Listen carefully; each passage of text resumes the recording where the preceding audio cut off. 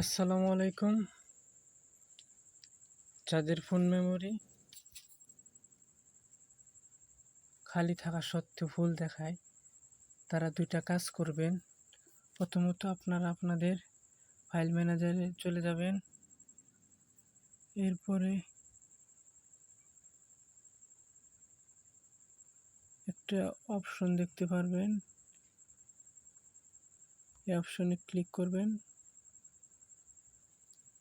একটু সময় নেবে।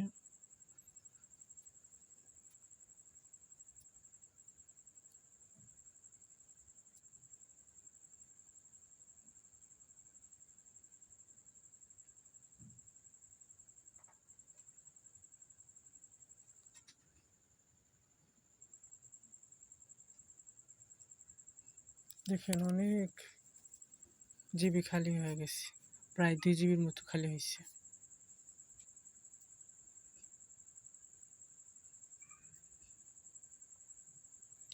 এরপরে নেক্সট সেটিং যার জন্য আপনারা আবার ফাইল ম্যানেজারে চলে যাবেন। এরপরে ভিতরে প্রবেশ করবেন, স্টোরেজে চলে যাবেন। এখানে দেখবেন অ্যান্ড্রয়েড নামে একটা অপশন পাবেন, এই অপশনে ক্লিক করবেন। চেপে ধরে এভাবে এটাকে ডিলিট করে দিবেন।